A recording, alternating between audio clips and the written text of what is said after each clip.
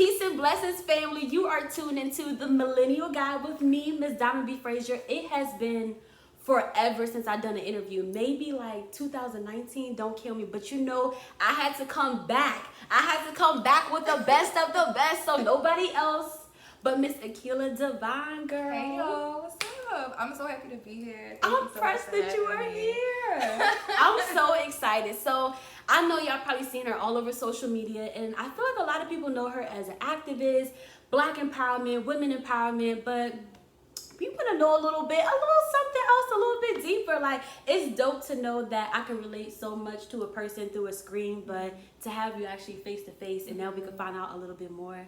I'm excited. So we're gonna get into a little get to know me type questions. They're true or false statements, so you tell me if you agree with it, you feel like this is you, and if not, elaborate. If you have a story for us, we'll take it. All right. So the first one is, I hate to admit it, but if I'm being honest, I'm selfish, attention seeking, I have outbursts of anger, lack of patience, and impulsive behavior.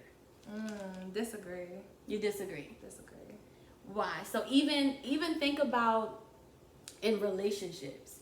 This doesn't come out. All right, run it back. Let me think about it in a different, mindset. A different light. Right. Okay, cool. So I hate to admit it, but if I'm being honest, I'm selfish, attention seeking. I have outbursts of anger, lack of patience, and impulsive behavior. All right, so I can agree to a certain extent with being selfish. Okay. And wanting attention. But like for the other ones, like I feel like the person that I'm talking to, so I guess it's a little tea. Okay. Boyfriend. I'm talking to somebody. We've been talking for like 7 months now. Okay. And like with this, I'm doing everything different. So like I'm practicing patience. Because like as an Aries, like we're so like impulsive. We're very impatient. We want it now, instant gratification. Yes. But like with this process and just in my growth as a person and as a woman, I'm learning to be more, patient. And with patience comes those larger rewards. You know what I mean? So with that, I would say I'm good on that.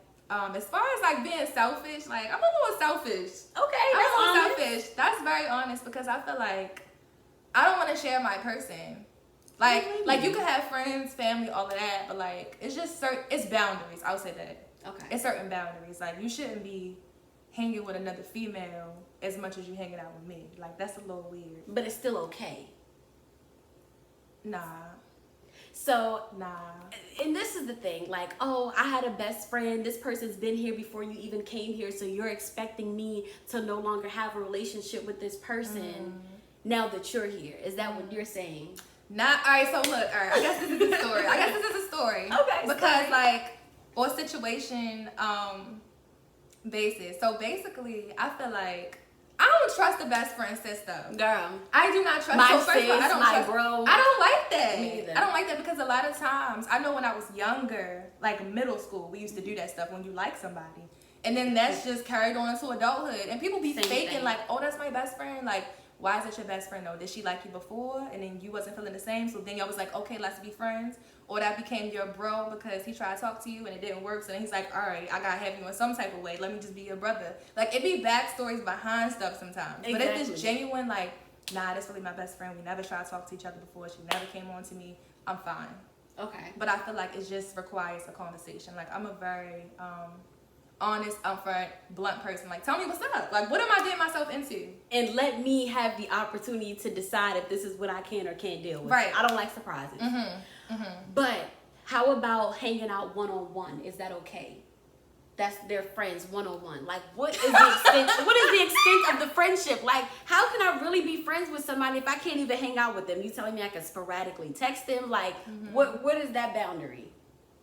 The one-on-one is cool. Like if we have that conversation, and that's really your friend, and it's genuine coming from a genuine place, I'm fine. Okay. Because I'm content in my place, and I want to have that trust in my partner that you gonna respect me regardless. Like you gonna hold me down, and if I have a friend and I'm with them, I want them to think the same thing about me. Like that, I'm gonna hold you down. Like I'm not gonna do no stuff that's behind your back or like that's wrong or whatever. So did you learn the most about yourself while in relationships or while you were single? A little bit of both. Okay. A little bit of both. Because I feel like when I'm single, I go a little harder and I focus strictly on myself. Mm-hmm. And then I assess myself. Like, all right, this is who I am. Like, I really, like, one day, I really, like, wrote out a whole map. Like, all right, this is what I like. This is what I don't like. Mm-hmm. These are my non-negotiables. These are my boundaries. Like, just to explore myself a little bit more. Because sometimes, like, you got to be honest with yourself. You got to sit with yourself and know yourself. But before you try to get to know somebody else or right. have them understand you. That's really smart, because I think a lot of people don't take time to know what they want, and then you get in a situation you're so indecisive and the person mm-hmm. doesn't even know how to cater to you or even know if they're right for you because mm-hmm. you don't even know. Right. So that's good. That's good. Okay. And the next statement: I am optimistic and enthusiastic in tough situations. I refuse to sit around and cry about something and not take action. Agree. That is you. That is 100% me. I remember my car got towed. And I was running late for work that day. And I live not too far from work. So I'm like, all right, if I get in my car and just go there, like, I'm gonna be good. Like, I knew how to time it out perfectly. Mm-hmm. And my car was towed. So I'm like, all right, and I had all these bags. Like, I take my trash out by putting it in my car and, like, taking it around the back. Like, all this complicated. But, all this complicated stuff for no reason. But it's like that particular day, I didn't cry about it. I didn't whine. I didn't complain. And it's like when I'm in tough situations, I don't complain or whine about it. I'm like, all right, this is what it is. This is what I got to do. And my partner, he was even like, yo, I really admire that about you. Like, you didn't cry. You didn't say, he was like, all right, I'm going to catch an Uber. I'm about to get in there. I'm about to go to work, and I'll worry about my car later. I'll make those phone calls when necessary. And that's totally me. Like, all right, this is the dilemma. What am I about to do? What steps am I about to take to get through this? That's real admirable. So, yeah. That's good. You're going to get a long way with that, because it's so much going in the world. We can't stop it. Who's going to sit around and cry? Like, you got to learn how to just, like, life goes on. Just adjust and keep it moving. And so this last one of the get to know me, I am extremely independent. I may have said I never need a relationship, and I have a strong opinion. These are good. This is really getting to know me. Like, I am independent. Okay. And I do say that. I do say, like, oh, I don't need a relationship, or like, I don't need a man. Like, I'm good on my own. I don't need nobody. I've said those things before. Okay. But strictly because I have a mindset like it's me. Like, it's just me. Right. Like, even though I may have, you know, a couple friends here and there or family or whatever, Mm-hmm. like, in this world, like, it's me. It's either hit or miss. Like, what am I going to do in this moment? So, like, my apartment, like, I pay my rent, I pay my bills, I pay my phone bill, I got my car. Like, I did all that by myself. And I had to grind. I had to walk. I remember, like, even, like, getting my apartment. I literally spent a week. I had to be out of the house. And I only had a week's time. So I was like, all right, bet. Let me see. And I literally was walking up and down downtown Baltimore, calling places, setting up appointments to do viewings, like pricing it, have a whole chart, and then I found something. Like, but it took that dedication, it took that commitment to want to do it. Like, all right, I'm independent, I got this, I got my mindset.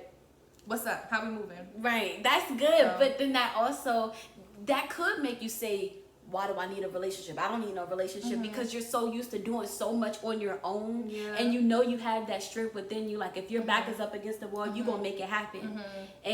But then sometimes that men hate when we be like, I don't need no man. I get it, like, but it's like, I want you. I might not need you, but I want you. That's why you're here. How are you adding value to me? Exactly. So that's a whole nother conversation. Like, I'm good with myself and my independence, but now how are you going to add value to me? Exactly. What addition are you bringing to me, and how can we be stronger as a unit together? Like, yeah, because I feel like in this day and age, men feel like money rules our loyalty, and that's not true. So if I'm telling you that I don't need you for a car, for a house, for a phone. I got that. So what can you bring outside of that? Right. Like, that's what we really be looking for. Right, exactly. So if y'all don't know her, we get in there.